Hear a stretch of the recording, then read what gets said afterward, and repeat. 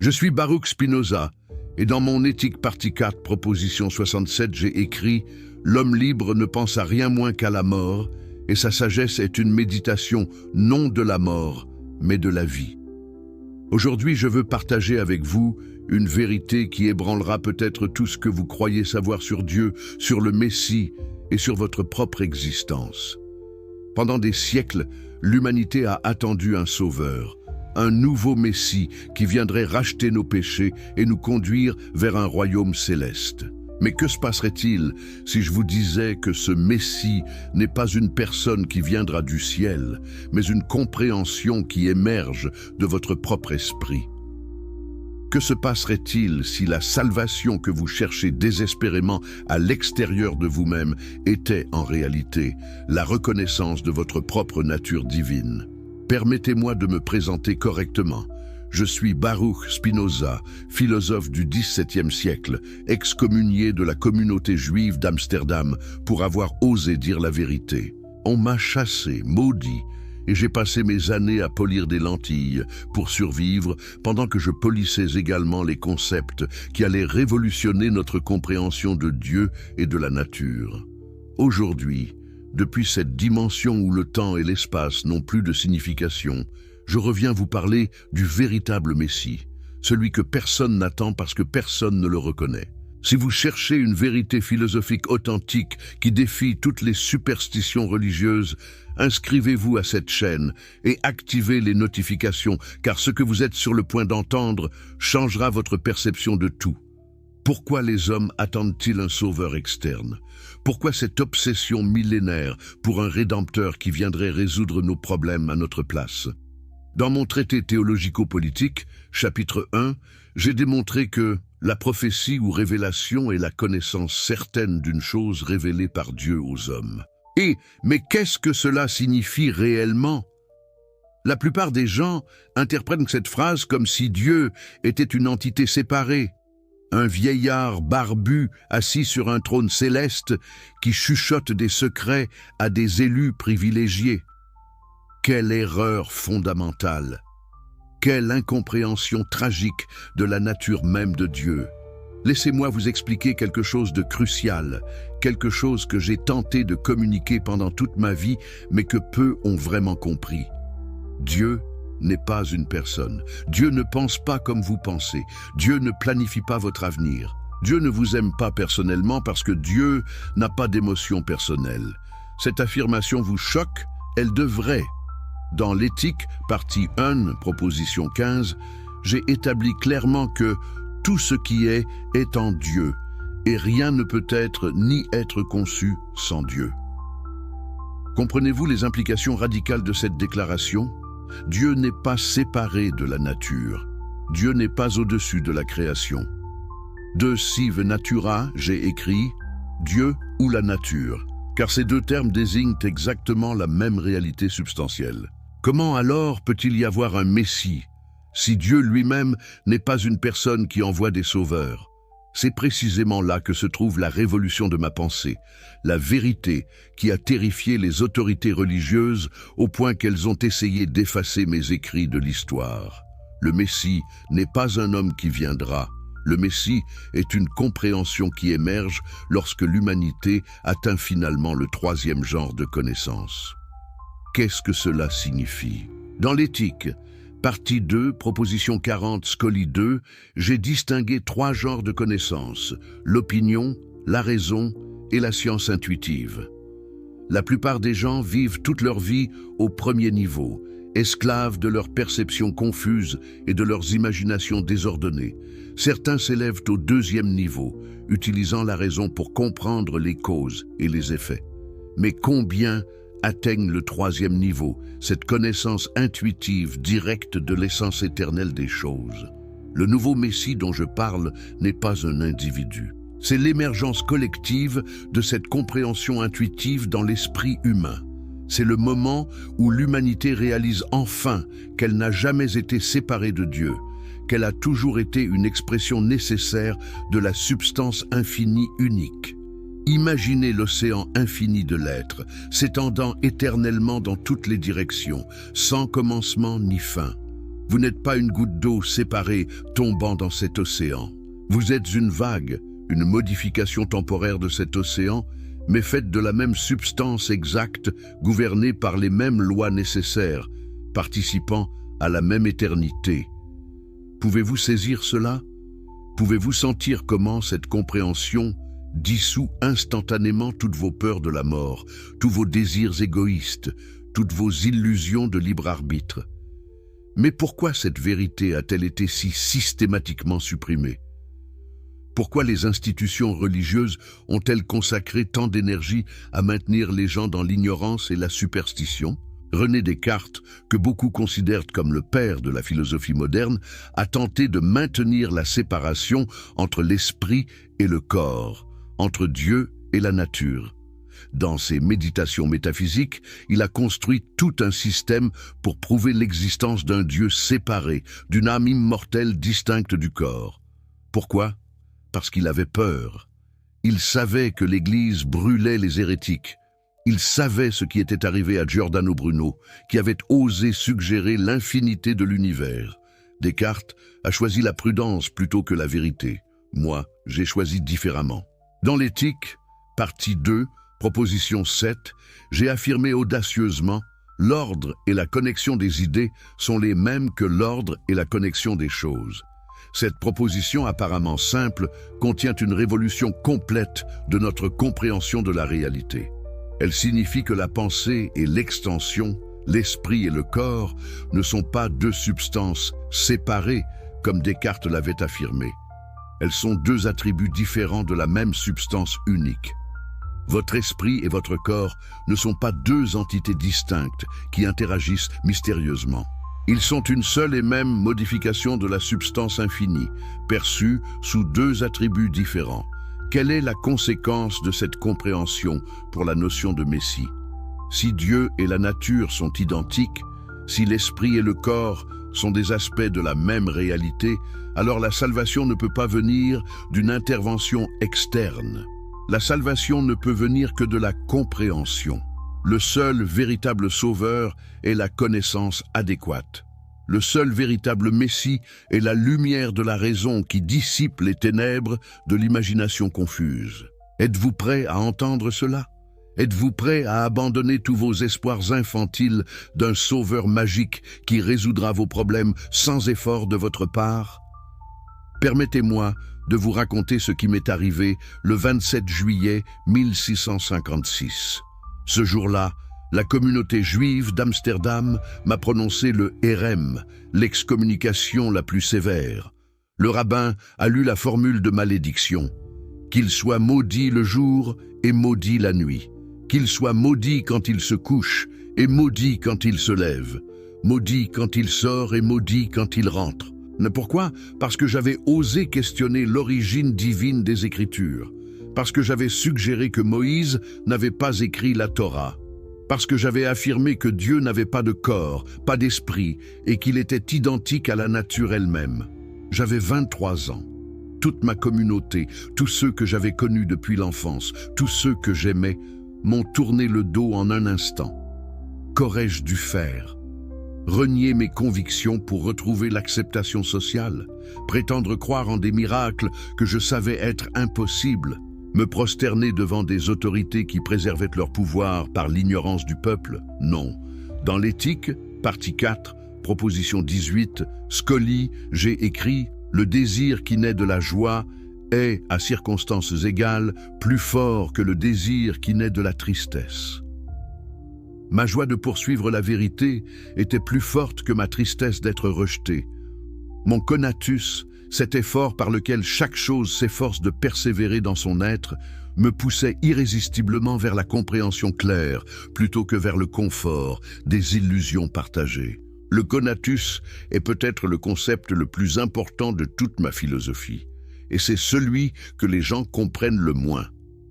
Dans l'Éthique, partie 3, proposition 6, j'ai établi que chaque chose, autant qu'il est en elle, s'efforce de persévérer dans son être. Ce n'est pas un choix, ce n'est pas une décision morale, c'est la loi fondamentale de toute existence. Tout ce qui existe cherche naturellement à maintenir et à augmenter sa puissance d'agir. Une pierre persévère dans son être par son inertie. Un arbre persévère dans son être en poussant vers la lumière. Un humain persévère dans son être en cherchant la connaissance qui augmente sa puissance de comprendre. Mais voici le point crucial que presque tout le monde manque. Le conatus n'est pas une force mystérieuse ajoutée à votre être. Le conatus est votre être même. Vous êtes cet effort de persévérance. Il n'y a pas un vous qui possède un conatus. Le conatus est tout ce que vous êtes. Comment cela se rapporte-t-il au Messie ?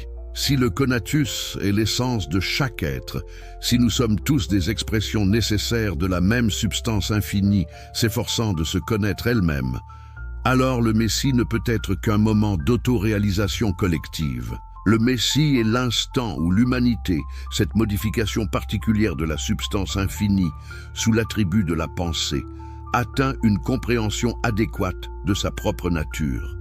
À ce moment-là, toutes les passions tristes qui nous enchaînent, toutes les superstitions qui nous aveuglent, toutes les craintes qui nous paralysent, se dissolvent naturellement. Non pas parce qu'un sauveur externe nous a rachetés, mais parce que nous avons enfin compris qui nous sommes vraiment. Leibniz, ce brillant esprit qui a inventé le calcul en même temps que Newton, a essayé une fois de me convaincre de publier mes idées de manière plus prudente. Nous avons correspondu et il comprenait la puissance de ma pensée. Mais dans ses essais de théodicée, il a maintenu l'idée d'un Dieu personnel qui a créé le meilleur des mondes possibles. Quelle naïveté! Comme si Dieu avait eu des options. Comme si la réalité pouvait être différente de ce qu'elle est. Dans l'éthique, partie 1, proposition 33, j'ai démontré que les choses n'ont pu être produites par Dieu d'aucune autre manière, ni dans aucun autre ordre qu'elles ne l'ont été. Il n'y a pas de possible non réalisé. Il n'y a pas d'alternative cosmique. Tout ce qui existe, existe nécessairement, déterminé par la nature infinie de la substance unique. Leibniz avait peur de cette vérité, parce qu'elle détruit le libre arbitre. Elle annihile la possibilité d'un Dieu qui choisit, qui juge, qui récompense et punit. Le libre arbitre est l'illusion la plus persistante de l'humanité. Pourquoi ? Parce que nous sommes conscients de nos désirs, mais ignorants des causes qui les déterminent. Dans l'éthique partie 2. Proposition 35. Scully. J'ai expliqué, les hommes se trompent tant qu'ils se croient libres. Et cette opinion consiste en cela seul qu'ils sont conscients de leurs actions et ignorants des causes par lesquelles ils sont déterminés. Imaginez un nourrisson qui pense qu'il a choisi librement de désirer le sein maternel. Imaginez un ivrogne qui croit qu'il a décidé librement de boire. Imaginez un fou qui pense qu'il a volontairement choisi ses délires. C'est exactement notre situation. Nous sommes tous comme ces exemples, convaincus de notre liberté précisément parce que nous ne voyons pas les chaînes causales infinies qui déterminent chacune de nos pensées et chacune de nos actions. Cette vérité vous terrifie? Elle devrait. Elle détruit complètement le fondement de toute moralité traditionnelle basée sur le mérite et la culpabilité. Si personne n'est libre, comment peut-on punir les criminels? Comment peut-on récompenser les vertueux? Comment Dieu peut-il juger les âmes au jour du jugement? La réponse est simple et dévastatrice. Il ne le peut pas et il ne le fait pas. Il n'y a pas de jugement divin parce que Dieu ne juge pas. Dieu ne pense même pas. Dieu est la nécessité éternelle elle-même, l'ordre immuable de la nature qui se déploie selon ses propres lois, sans intention, sans but, sans conscience. Mais alors, crie votre esprit, quelle différence entre le bien et le mal? Si tout est nécessaire, si personne n'est libre, comment peut-il y avoir de la moralité? Excellente question. Laissez-moi être absolument clair. Dans l'éthique, partie 4, préface, j'ai écrit « Par bien, j'entendrai ce que nous savons avec certitude nous être utile. Par mal, au contraire, ce que nous savons avec certitude empêcher que nous possédions quelque bien. » Le bien et le mal ne sont pas des qualités objectives gravées dans le tissu de l'univers. Ils sont des relations entre nous et les choses qui augmentent ou diminuent notre puissance d'agir. Le poison est mauvais, non parce que Dieu l'a déclaré ainsi, mais parce qu'il détruit notre corps. La connaissance est bonne, non parce qu'un livre sacré le commande, mais parce qu'elle augmente notre capacité à comprendre et à agir efficacement dans le monde. Le nouveau Messie est précisément cette compréhension rationnelle du bien et du mal. Quand l'humanité abandonnera finalement les commandements arbitraires des dieux imaginaires et embrassera la raison comme guide unique de la conduite, alors le royaume messianique sera établi. Non pas au ciel, mais ici sur terre. Non pas après la mort, mais maintenant, dans cette vie. Dans l'éthique, partie 5, proposition 39, Scoli, j'ai affirmé, celui qui a un corps apte à un très grand nombre de choses, a un esprit dont la plus grande partie est éternelle. L'éternité n'est pas une durée infinie après la mort. L'éternité est un mode d'existence accessible maintenant, dans ce moment présent, lorsque nous percevons les choses subspéciées à eternitatis, sous l'aspect de l'éternité. Qu'est-ce que cela signifie pratiquement? Cela signifie que lorsque vous comprenez adéquatement une vérité mathématique, par exemple que la somme des angles d'un triangle égale 2 angles droits, vous participez à l'éternité. Cette vérité n'a pas commencé à un moment donné et ne cessera jamais. Elle est éternellement vraie. Et dans l'instant où vous la comprenez, votre esprit touche l'éternité. C'est cela la béatitude dont j'ai parlé. Cet état de joie intellectuelle suprême qui résulte de la compréhension claire et distincte. Ce n'est pas un plaisir sensuel qui vient et disparaît. C'est une satisfaction permanente qui croît avec chaque augmentation de notre connaissance. Moïse Maïmonide, le grand philosophe juif du XIIe siècle, a essayé de réconcilier la raison et la révélation dans son Guide des égarés. Il a affirmé que les prophètes recevaient une lumière divine spéciale qui leur permettait de connaître des vérités inaccessibles à la raison ordinaire. Quelle erreur!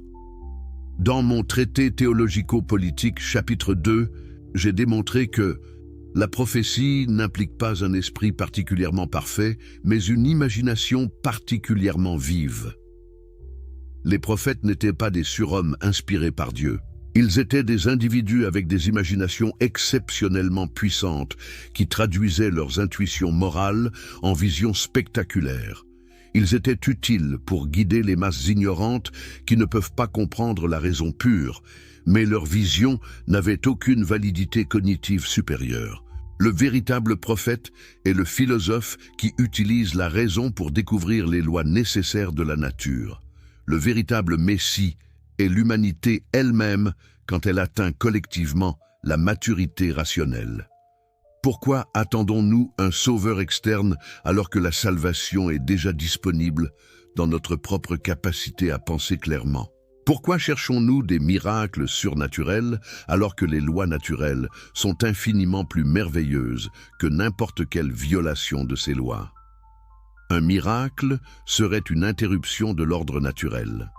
Mais dans l'éthique, partie 1, proposition 29, j'ai prouvé que rien dans la nature n'est contingent, mais tout y est déterminé par la nécessité de la nature divine à exister et à produire un effet d'une certaine façon.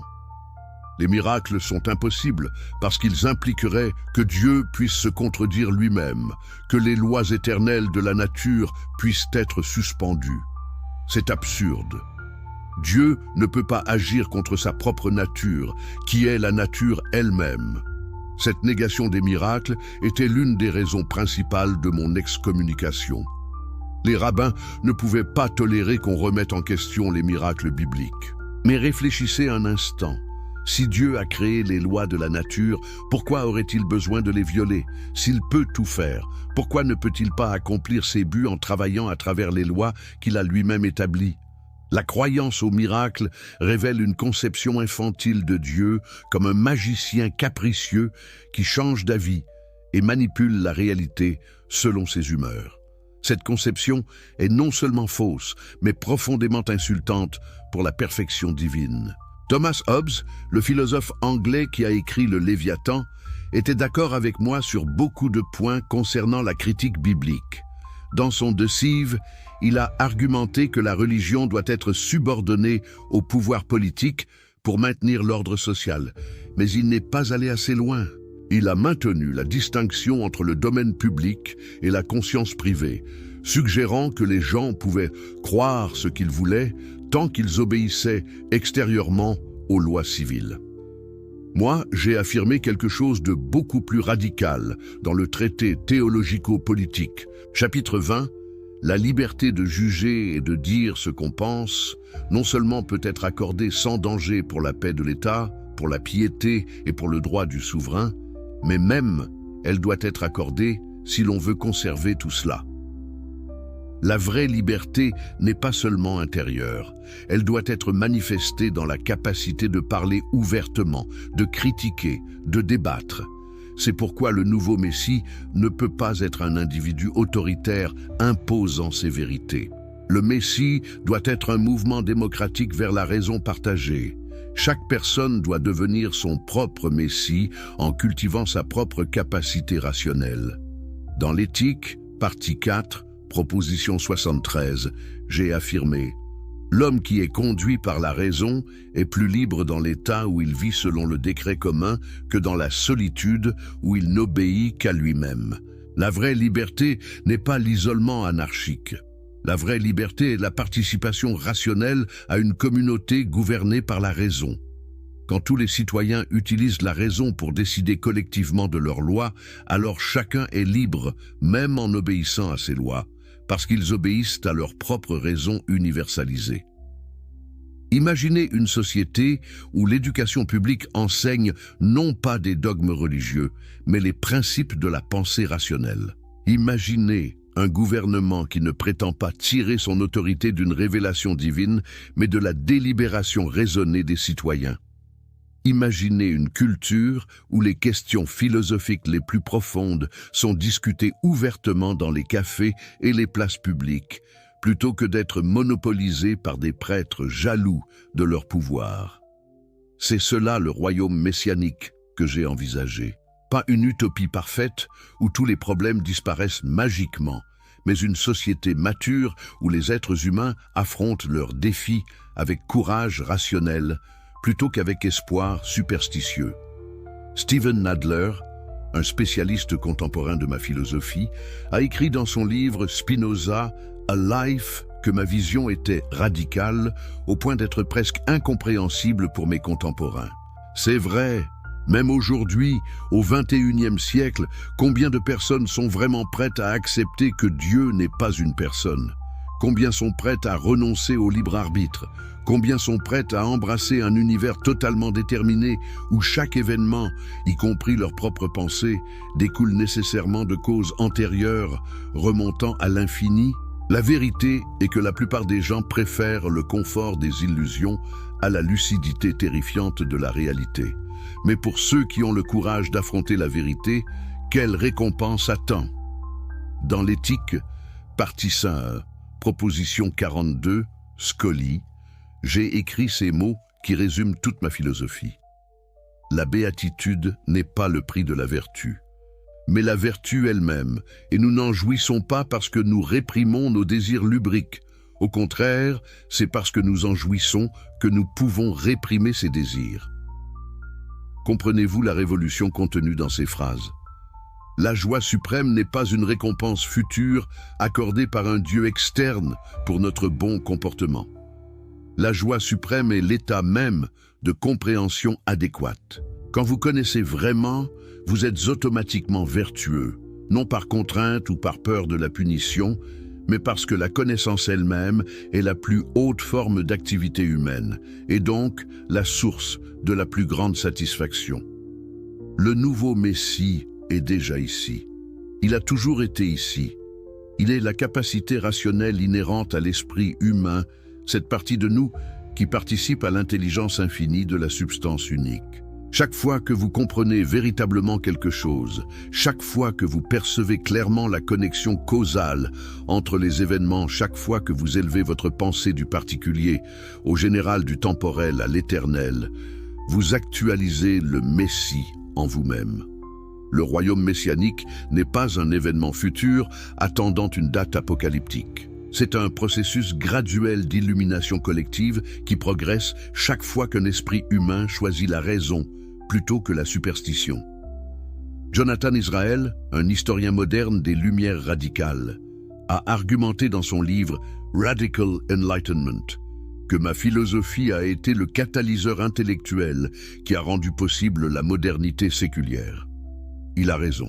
Toutes les valeurs que nous considérons aujourd'hui comme évidentes, la démocratie, les droits humains, la séparation de l'Église et de l'État, la liberté d'expression, la méthode scientifique, toutes ces valeurs ont leurs racines dans la révolution philosophique que j'ai initiée. Mais nous n'avons pas encore pleinement réalisé les implications de cette révolution. Nous vivons encore dans un monde où des millions de personnes attendent un sauveur surnaturel, où les gouvernements justifient leurs actions par des révélations divines imaginaires, où l'ignorance superstitieuse coexiste avec la connaissance scientifique. Le Messie que j'annonce exige de vous quelque chose de beaucoup plus difficile que la foi aveugle. Il exige l'effort intellectuel constant de comprendre. Il exige le courage de questionner toutes vos certitudes. Il exige l'honnêteté de reconnaître vos propres contradictions et ignorances. Dans l'éthique, partie 2, proposition 43, j'ai écrit « Qui a une idée vraie sait en même temps qu'il a une idée vraie et ne peut douter de la vérité de la chose. » La vérité porte en elle-même son propre certificat d'authenticité. Quand vous comprenez véritablement une démonstration géométrique, vous n'avez pas besoin d'une autorité externe pour vous confirmer qu'elle est vraie. Sa vérité est évidente dans la clarté même de votre compréhension. C'est le critère du nouveau Messie. Non pas des miracles spectaculaires qui impressionnent les foules ignorantes, mais la clarté et la distinction des idées qui persuadent les esprits rationnels. Le Messie parle le langage de la géométrie, pas celui de la prophétie hallucinatoire. Le Messie démontre, il ne déclare pas. Le Messie vous invite à penser avec lui, pas à obéir aveuglément à ses commandements. Comment cela se compare-t-il au Messie traditionnel qui exige la foi sans preuve, qui menace de damnation éternelle ceux qui doutent, qui promettent des récompenses célestes impossibles à vérifier? Permettez-moi de vous parler de mes années de solitude après l'excommunication. J'ai vécu modestement, polissant des lentilles optiques pour gagner ma vie, pendant que je polissais ma philosophie dans l'obscurité. Les gens me visitaient secrètement la nuit, craignant d'être vu en compagnie du maudit Spinoza. Ils me suppliaient de ne pas publier mes idées, me mettant en garde contre le sort de Bruno ou de Vanini, brûlés vifs pour hérésie. Mais dans cette solitude, j'ai trouvé quelque chose que peu d'humains expérimentent jamais, la liberté absolue de penser. Sans obligation sociale, sans peur du jugement, sans désir de plaire aux autorités, j'ai pu suivre la logique de mes idées jusqu'à leurs conclusions ultimes, peu importe à quel point elles étaient dérangeantes. Dans l'éthique partie 3, proposition 59, Scully, j'ai écrit « Toutes les actions qui suivent des affects qui se rapportent à l'esprit en tant qu'il comprend, je les rapporte à la fermeté. Et la fermeté, je la divise en courage et en générosité. Le courage est l'effort pour se préserver soi-même selon le seul commandement de la raison. La générosité est l'effort pour aider les autres et pour se les attacher par amitié selon le seul commandement de la raison. Ces vertus ne viennent pas de la peur de Dieu ou de l'espoir de récompense posthume. Elles découlent naturellement de la compréhension adéquate de notre nature et de notre relation avec les autres humains. Le nouveau Messie enseigne le courage rationnel et la générosité rationnelle. Non pas le sacrifice de soi névrotique prêché par certaines religions, où vous êtes censé vous détester vous-même et aimer seulement les autres. Non pas l'égoïsme destructeur prêché par certaines philosophies modernes, où vous êtes censé poursuivre votre propre intérêt aux dépens des autres, mais une synthèse rationnelle où vous comprenez que votre propre bien et le bien des autres sont fondamentalement alignés. Dans l'éthique, partie 4, proposition 35, corollaire 1, j'ai démontré que les hommes qui vivent sous la conduite de la raison c'est-à-dire les hommes qui, sous la conduite de la raison, cherchent ce qui leur est utile, n'appêtent rien pour eux-mêmes, qu'ils ne désirent aussi pour les autres hommes. Pourquoi? Parce que ce qui est véritablement utile pour l'un est utile pour tous. La connaissance, par exemple, ne diminue pas quand elle est partagée. Au contraire, elle augmente à travers le dialogue et l'échange. Gilles Deleuze, le philosophe français du XXe siècle, a écrit dans son livre Spinoza et le problème de l'expression que ma philosophie est une entreprise de démystification universelle. C'est exact. Chaque concept que j'ai développé vise à dissiper une illusion, à démanteler une superstition, à exposer une contradiction cachée dans la pensée ordinaire. La substance unique démystifie le dualisme. Le déterminisme démystifie le libre arbitre. De sive natura démystifie le Dieu personnel. La béatitude comme vertu elle-même démystifie la morale de la récompense et de la punition. Et maintenant, le Messie comme compréhension collective démystifie tous les espoirs messianiques traditionnels. Cette démystification est-elle nihiliste? Mène-t-elle au désespoir? Absolument pas. Au contraire, elle est la source de la plus grande joie possible. Dans l'éthique, partie 5, proposition 36, Scully, j'ai écrit « L'amour intellectuel de l'esprit envers Dieu est l'amour même de Dieu par lequel Dieu s'aime lui-même. » Quand vous comprenez vraiment que vous êtes une partie de Dieu, que votre esprit est une idée dans l'intellect infini, que vos pensées sont les pensées de Dieu pensant à travers vous, alors vous expérimentez l'amour le plus pur imaginable. Non pas l'amour d'un Dieu distant et séparé, mais l'amour de vous-même, comme expression divine, l'amour de la réalité elle-même, dans toute sa nécessité magnifique. Ce n'est pas du narcissisme. C'est la reconnaissance que l'ego individuel, le soi séparé que nous prenons pour notre identité réelle, est une illusion causée par la connaissance inadéquate. Dans l'éthique partie 5, proposition 20 Scully, j'ai expliqué « Notre esprit, en tant qu'il se connaît lui-même et connaît le corps sous l'aspect de l'éternité, a nécessairement la connaissance de Dieu et sait qu'il est en Dieu et se conçoit par Dieu. Quand vous vous connaissez véritablement, vous ne vous connaissez pas comme un moi isolé et autonome. Vous vous connaissez comme une modification nécessaire de la substance infinie, comme une vague dans l'océan cosmique de l'être. Le bouddhisme enseigne l'anatta, l'absence de soi permanent. Le Vedanta hindou enseigne que Atman est Brahman, que le soi individuel est identique à la réalité ultime. Les mystiques soufis parlent de fana, l'annihilation de l'ego dans l'unité divine. Toutes ces traditions ont aperçu la même vérité que j'ai démontrée géométriquement. Il n'y a qu'une seule réalité. Et nous sommes tous des expressions temporaires de cette réalité unique. La différence est que ces traditions mystiques atteignent cette compréhension à travers des pratiques méditatives et des expériences extatiques. Moi, j'ai atteint la même compréhension à travers la démonstration logique, rigoureuse, accessible à quiconque est prêt à suivre la chaîne de raisonnement. Le nouveau Messie ne demande pas la foi. Il demande la raison, il ne promet pas des miracles, il démontre des nécessités, il ne menace pas de punition, il avertit des conséquences naturelles de l'ignorance. Dans l'éthique, partie 4, appendice, chapitre 32, j'ai écrit « La joie humaine la plus haute est la joie qui naît de ce qu'on se contemple soi-même et sa propre puissance d'agir. Nodaeus. Votre plus grande satisfaction possible vient non pas d'acquisitions externes, non pas de la domination des autres, non pas de plaisirs sensoriels fugaces, mais de la compréhension claire de votre propre essence et de votre capacité croissante à penser et à agir adéquatement. La physique quantique moderne a révélé que l'observateur et l'observé ne peuvent pas être complètement séparés, que l'acte de mesure affecte inévitablement le système mesuré.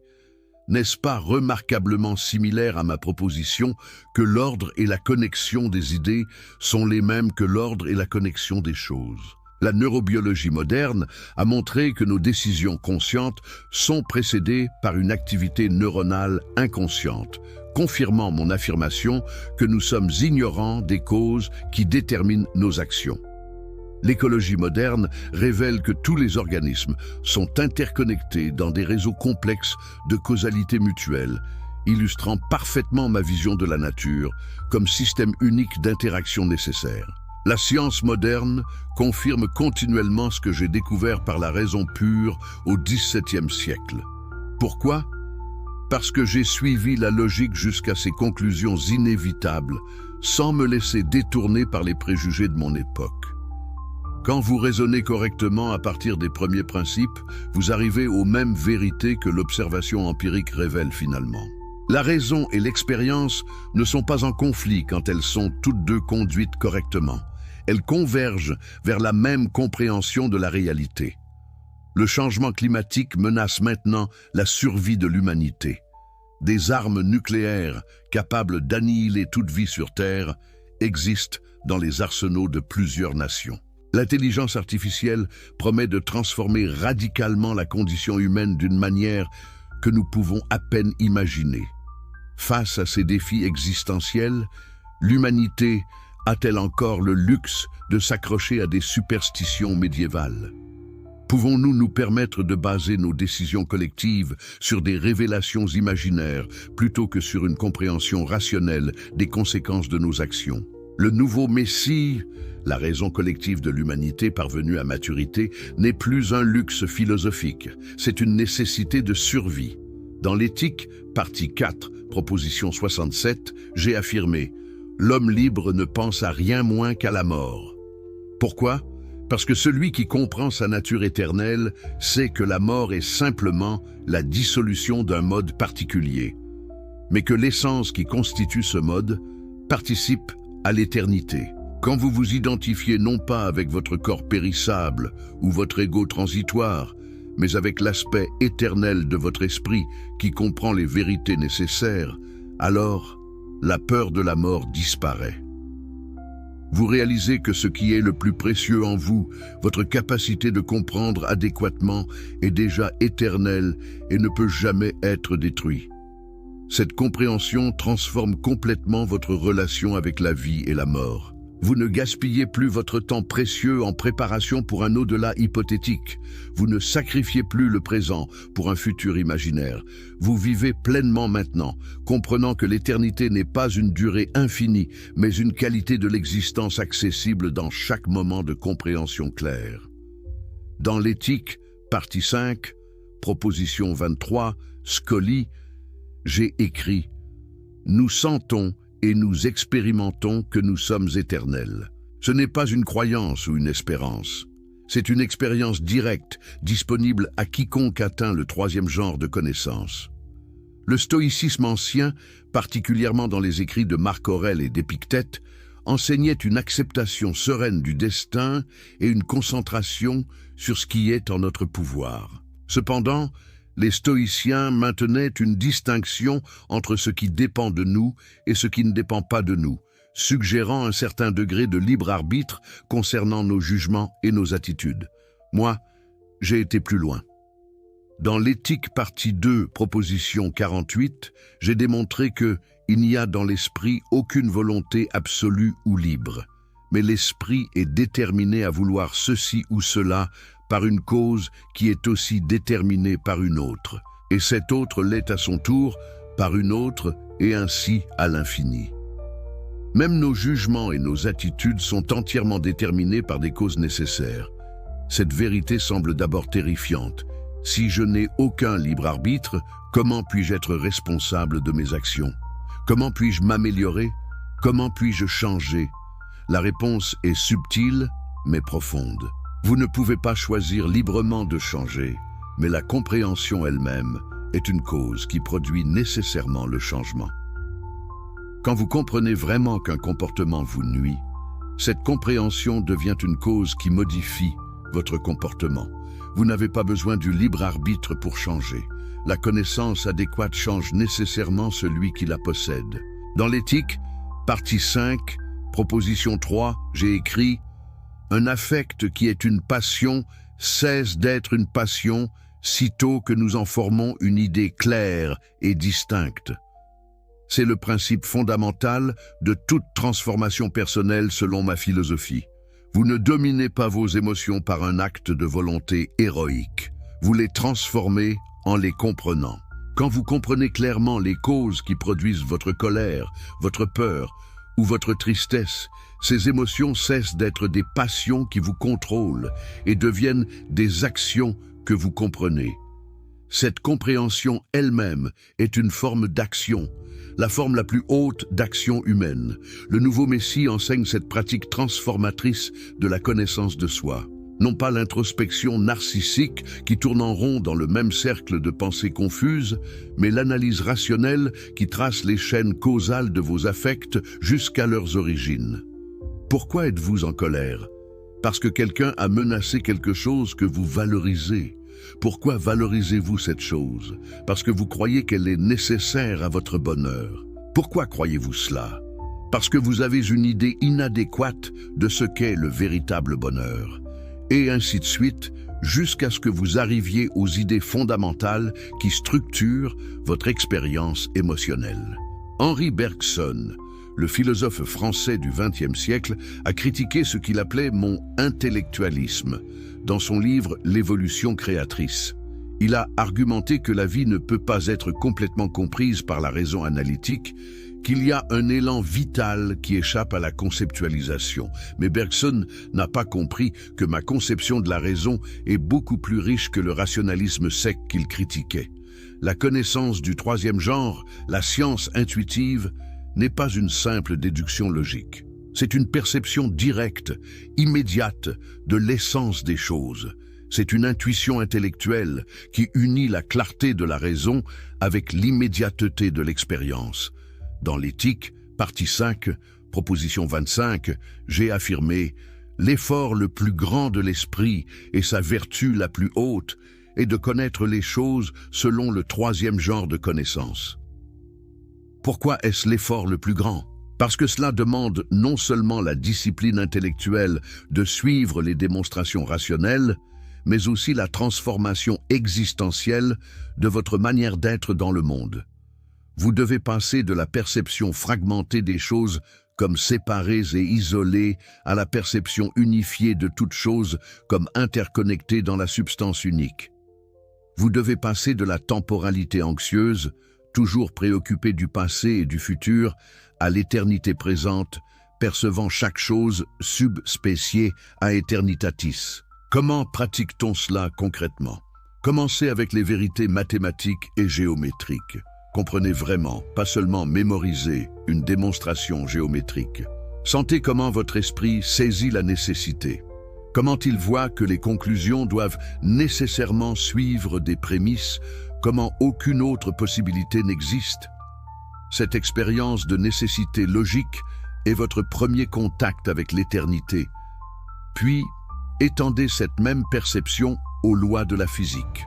Les corps en mouvement obéissent à des lois aussi nécessaires que les théorèmes géométriques, puis aux lois de la psychologie. Vos émotions et vos pensées obéissent à des lois causales aussi nécessaires que le mouvement des planètes. Graduellement, à travers cette pratique, votre perspective se transforme. Vous commencez à percevoir le monde non plus comme un chaos de contingences arbitraires, mais comme un ordre nécessaire parfait. Chaque événement, même le plus apparemment insignifiant, est exactement ce qu'il doit être compte tenu de l'infinité des causes qui l'ont produit. Cette perception ne vous rend pas fataliste ou passif. Au contraire, elle vous libère de l'anxiété et du regret qui viennent de l'illusion que les choses auraient pu être différentes.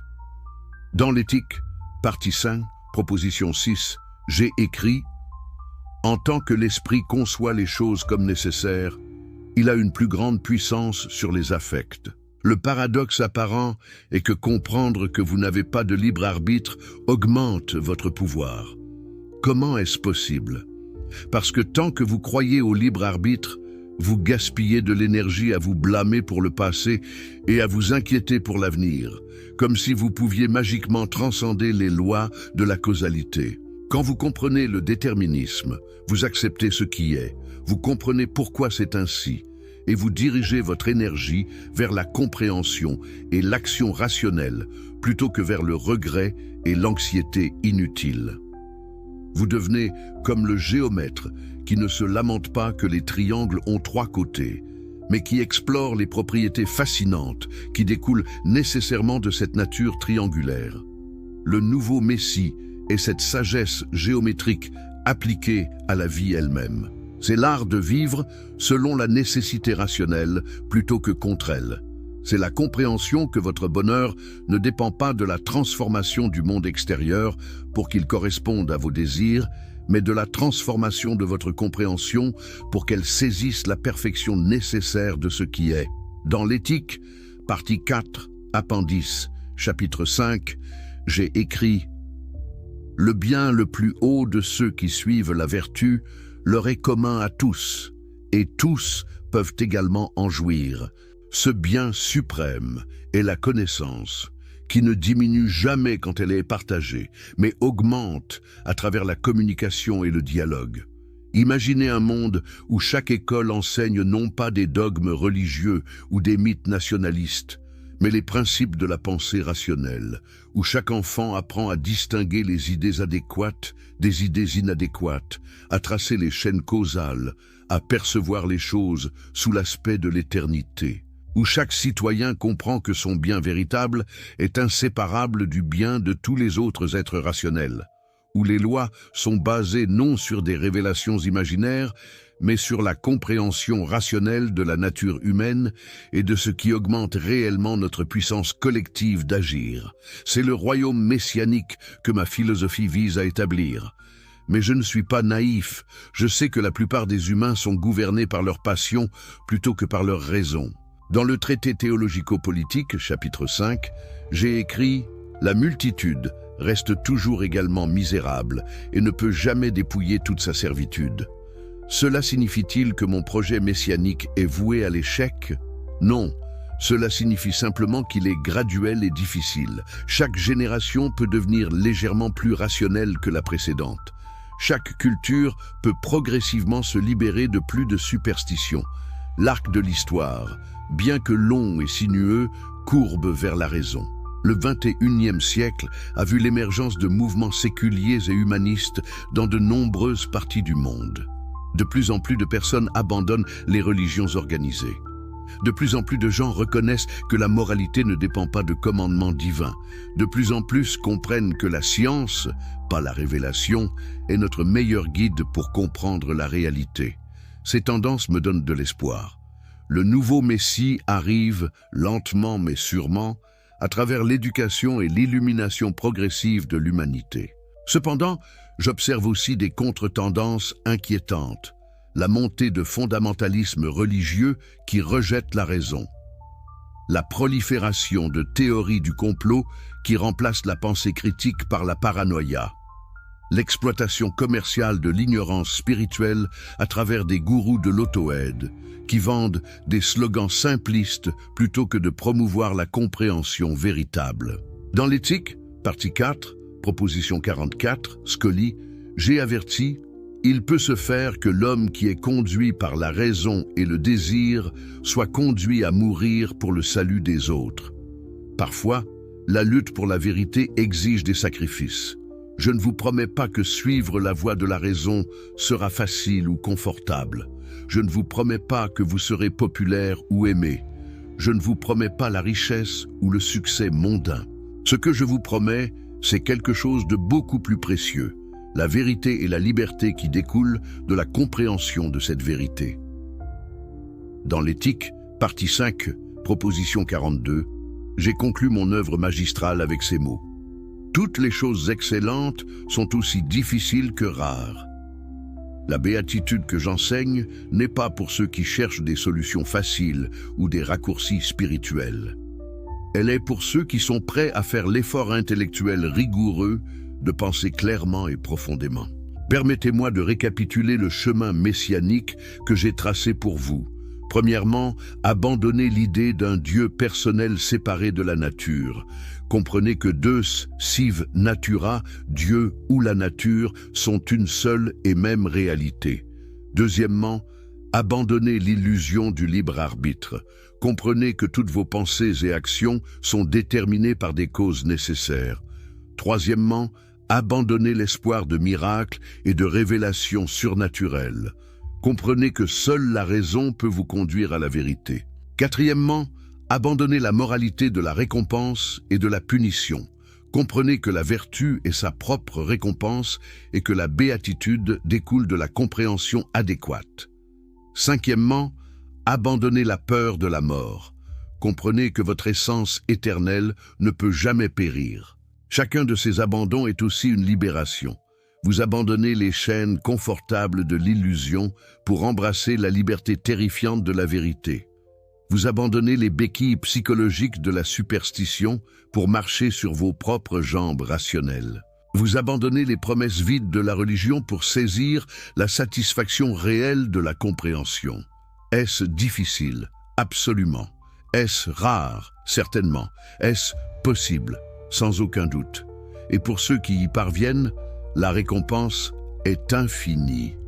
Dans la citation que j'ai partagée au début, j'ai dit que l'homme libre ne pense à rien moins qu'à la mort, et que sa sagesse est une méditation non de la mort, mais de la vie.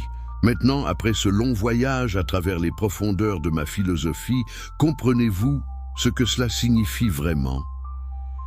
L'homme libre, celui qui a atteint la connaissance du troisième genre, celui qui perçoit toute chose sous l'aspect de l'éternité, celui qui comprend qu'il est une modification nécessaire de la substance infinie, cet homme ne craint pas la mort parce qu'il comprend que la mort n'est que la dissolution d'un mode particulier, tandis que l'essence qui constitue ce mode est éternelle.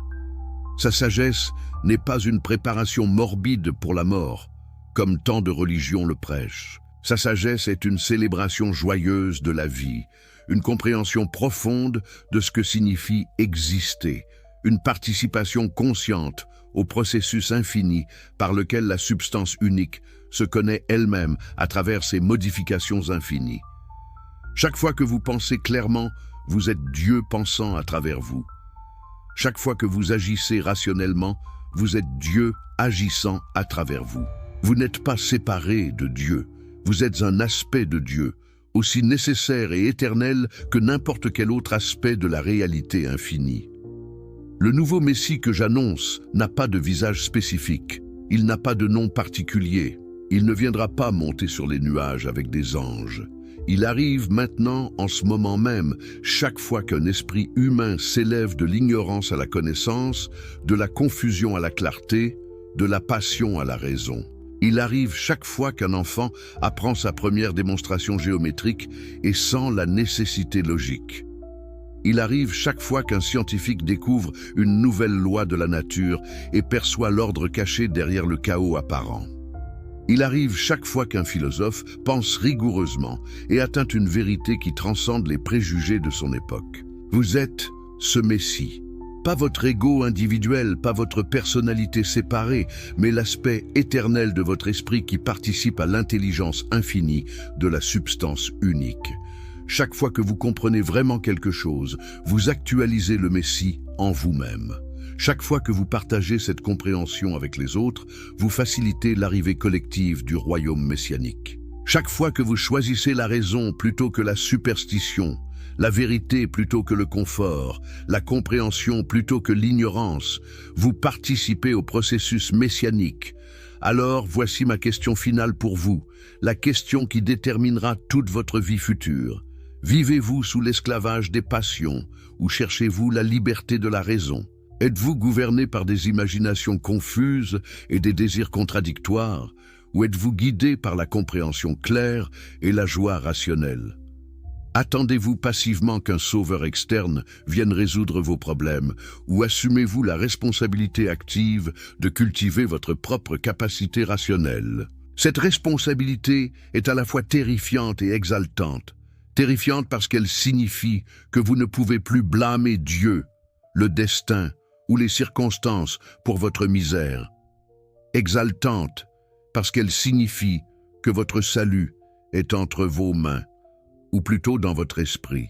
Dans l'Éthique partie 5, proposition 10, Scholli a écrit « Tant que nous ne sommes pas tourmentés par des affects qui sont contraires à notre nature, nous avons le pouvoir d'ordonner et d'enchaîner les affections du corps suivant l'ordre pour l'entendement. Votre pouvoir réside dans l'ordonnancement rationnel de vos expériences, dans la transformation de vos perceptions confuses en compréhension claire. Regardez autour de vous dans le monde contemporain. Combien de personnes vivent dans une anxiété constante, esclaves de leur smartphone, dépendantes de la validation externe, poursuivant des plaisirs qui ne satisfont jamais durablement? Pourquoi cette misère universelle au milieu de l'abondance matérielle sans précédent? Parce que les gens ont perdu ou n'ont jamais acquis la capacité de comprendre ce qui constitue véritablement le bonheur humain. Ils cherchent le bonheur dans les richesses qui peuvent être perdues. Ils le cherchent dans la gloire qui dépend de l'opinion capricieuse des autres. Ils le cherchent dans les plaisirs sensuels qui disparaissent aussi rapidement qu'ils apparaissent. Dans le traité de la réforme de l'entendement, au tout début de ma carrière philosophique, j'ai décrit mon propre réveil spirituel.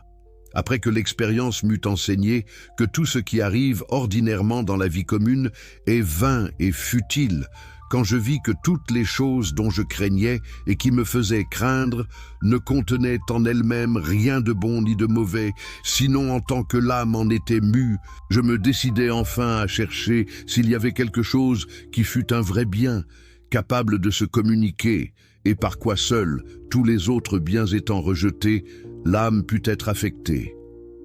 Ce vrai bien que j'ai cherché toute ma vie, c'est la connaissance claire et distincte, la compréhension adéquate de la nature et de notre place en elle. Ce vrai bien est le Messie, non pas une personne future, mais une possibilité présente, non pas une intervention externe, mais une réalisation interne, non pas un événement miraculeux, mais un accomplissement rationnel. Quand vous comprenez cela vraiment, profondément, dans les fibres les plus intimes de votre être, alors vous êtes né de nouveau, non pas dans le sens chrétien d'une conversion émotionnelle, mais dans le sens philosophique d'une transformation cognitive. Vous passez des ténèbres de l'imagination à la lumière de la raison. Vous passez de l'esclavage des affects à la liberté de la compréhension. Cette transformation n'est pas instantanée. C'est un processus graduel qui peut prendre une vie entière. Dans l'éthique, partie 5, proposition 38, Scully, j'ai reconnu. Bien qu'il y ait peu d'hommes qui parviennent à un tel degré de perfection, on peut cependant progresser graduellement vers ce but. Je ne vous demande pas d'atteindre la sagesse parfaite demain. Je vous demande de commencer le voyage aujourd'hui. Chaque petit progrès dans la compréhension est une victoire. Chaque illusion abandonnée est une libération. Chaque vérité saisie est un pas vers la béatitude. Comment commencer pratiquement ce voyage messianique? Premièrement, cultivez l'habitude de demander « pourquoi » à propos de tout. Pourquoi ressentez-vous cette émotion particulière maintenant? Pourquoi désirez-vous cette chose? Pourquoi évitez-vous cette autre chose? Ne vous contentez pas de réponses superficielles, creusez plus profondément. Tracez les chaînes causales aussi loin que vous le pouvez. Deuxièmement, étudiez les sciences naturelles. Apprenez comment fonctionne réellement le monde physique. Comprenez que les mêmes lois qui gouvernent les mouvements des planètes gouvernent aussi les mouvements de votre corps. Troisièmement, étudiez la géométrie et les mathématiques. Entraînez votre esprit à percevoir les relations nécessaires, à suivre les démonstrations rigoureuses, à distinguer ce qui est prouvé de ce qui est simplement supposé. Quatrièmement, et c'est peut-être le plus important, examinez critiquement toutes vos croyances héritées. D'où viennent-elles? Sont-elles basées sur la raison ou simplement sur la tradition et l'autorité? Pouvez-vous les démontrer ou seulement les répéter? Dans le traité théologico-politique, chapitre 15, j'ai insisté sur le fait que la foi n'exige pas tant des dogmes vrais que des dogmes pieux, c'est-à-dire tels qu'ils meuvent l'âme à l'obéissance. Les religions organisées se préoccupent de contrôle social, pas de vérité. Elles veulent des croyants obéissants, pas des penseurs indépendants. Le nouveau Messie renverse cette priorité.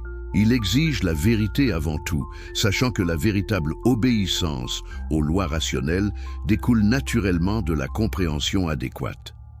Antonio Damasio, un neuroscientifique contemporain, a écrit dans son livre « Looking for Spinoza » que ma philosophie anticipe remarquablement les découvertes modernes sur la relation entre l'émotion et la raison.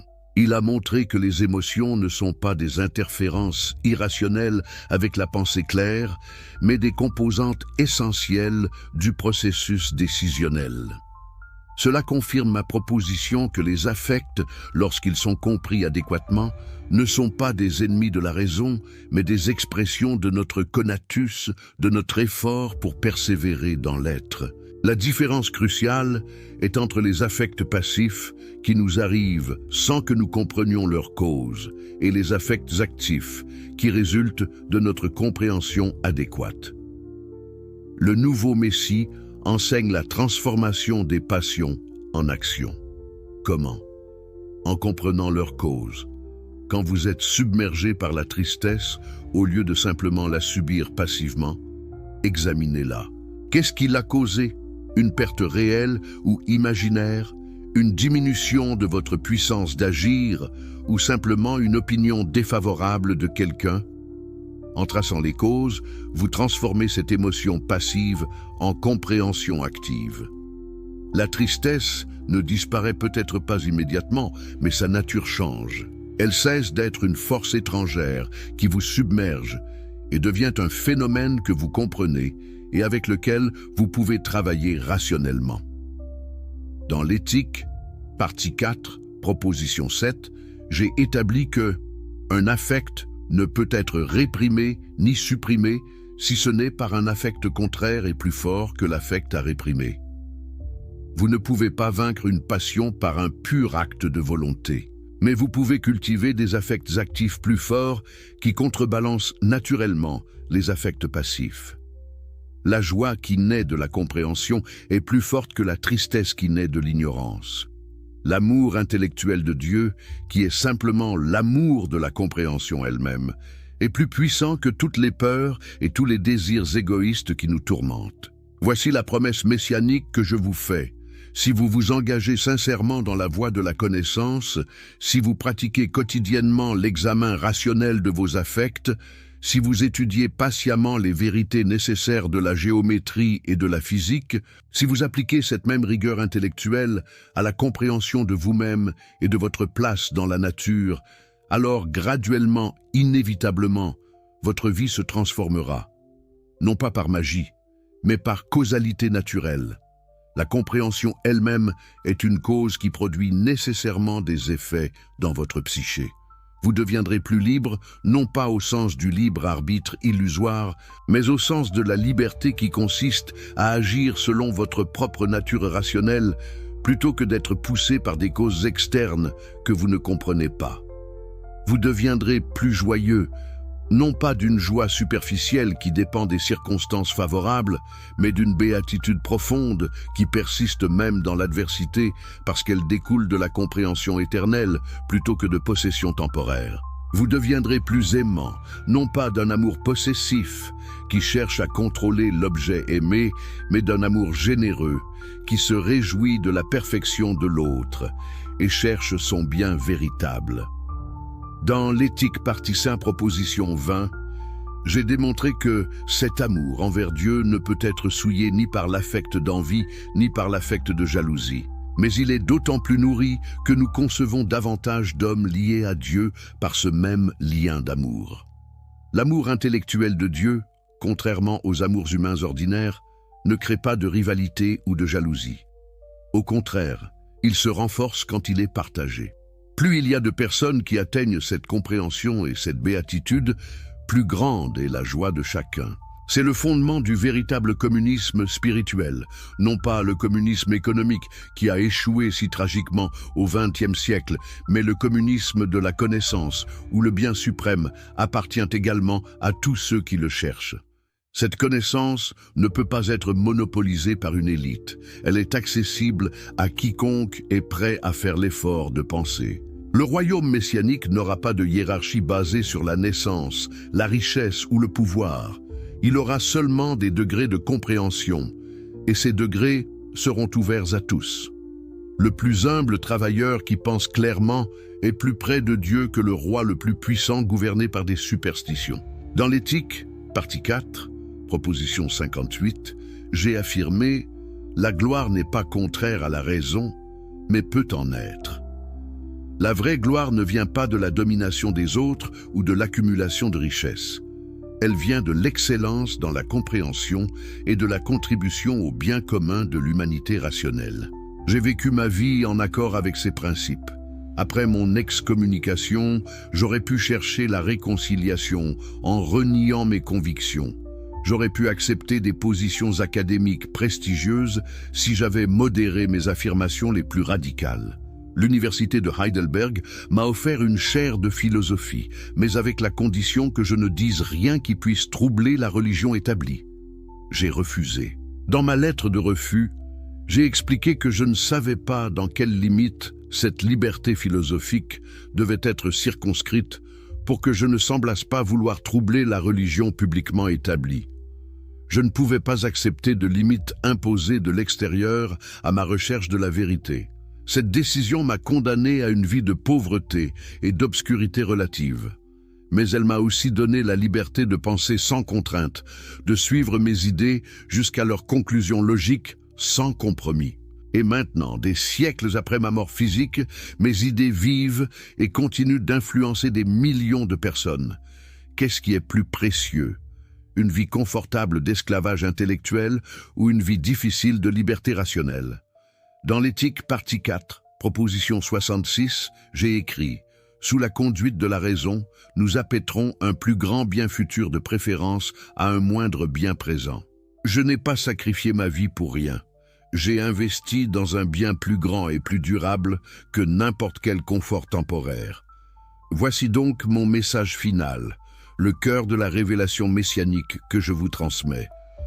Vous n'avez pas besoin d'un sauveur externe parce que vous possédez déjà, potentiellement, tout ce qui est nécessaire pour votre salvation.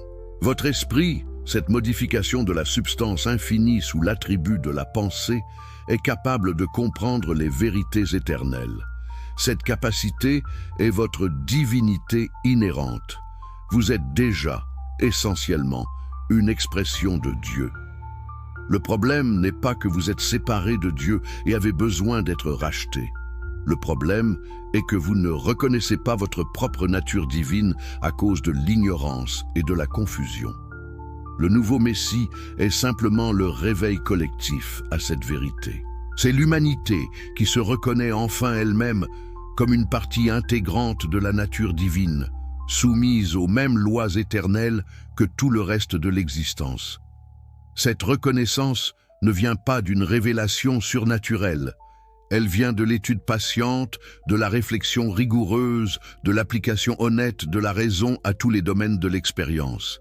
C'est un processus naturel d'illumination, aussi naturel que la croissance d'un arbre ou le mouvement des planètes. Alors que vous partez d'ici aujourd'hui, emportez avec vous cette question. Qu'allez-vous choisir? Allez-vous continuer à vivre dans les ténèbres confortables de l'illusion, entouré de millions d'autres qui partagent les mêmes superstitions? Ou allez-vous avoir le courage de marcher seul, si nécessaire, vers la lumière de la vérité? Le chemin est difficile. Il est solitaire parfois. Mais à chaque pas, vous devenez plus pleinement vous-même, plus pleinement vivant, plus pleinement divin. Je suis Baruch Spinoza et je vous ai montré le chemin. Maintenant, c'est à vous de le suivre. Le Messie attend dans votre propre esprit, prêt à naître dès que vous êtes prêt à penser. Permettez-moi de vous laisser avec une dernière méditation, car je sais que ce que je vous ai révélé aujourd'hui ébranle les fondements même de tout ce que la société vous a enseigné. Pendant des millénaires, on vous a dit que vous étiez pécheurs, séparés, inférieurs, nécessitant une rédemption externe. Pendant des millénaires, on vous a maintenu dans la peur et la culpabilité pour mieux vous contrôler. Mais qu'arriverait-il si toutes ces institutions découvraient soudainement que vous n'avez besoin d'aucune d'entre elles pour atteindre la béatitude? Qu'arriverait-il si vous réalisiez que le temple de Dieu n'est pas un bâtiment de pierre, mais votre propre esprit rationnel? Dans l'éthique, partie 5, proposition 31, j'ai écrit quelque chose qui résume parfaitement cette révolution. Le troisième genre de connaissance dépend de l'esprit comme de sa cause formelle, en tant que l'esprit lui-même est éternel. Comprenez-vous ce que cela signifie? Votre capacité de connaître les vérités éternelles ne vous vient pas de Dieu comme d'une source externe. Elle est l'éternité de votre esprit même. Quand vous pensez véritablement, quand vous comprenez adéquatement, vous n'êtes pas en train de recevoir une grâce divine d'en haut. Vous êtes en train d'actualiser votre propre nature divine. C'est pourquoi j'ai insisté tout au long de ma vie sur le fait que la philosophie n'est pas un luxe intellectuel réservé à une élite académique. La philosophie est la pratique essentielle de devenir pleinement humain. Chaque personne, peu importe son origine sociale, son niveau d'éducation formelle ou sa position dans la hiérarchie économique, possède cette étincelle divine de raison. Le polisseur de lentilles que j'étais avait autant accès à la vérité que n'importe quel professeur universitaire.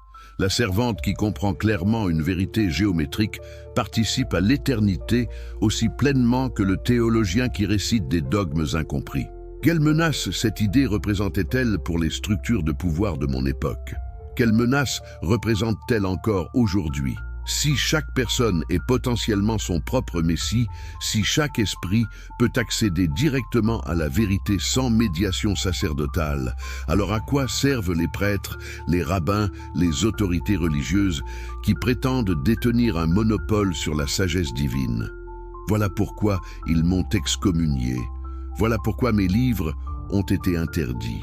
Voilà pourquoi même aujourd'hui, certains évitent ma philosophie comme si elle était dangereuse. Elle l'est. Elle est dangereuse pour tous ceux qui profitent de l'ignorance des masses.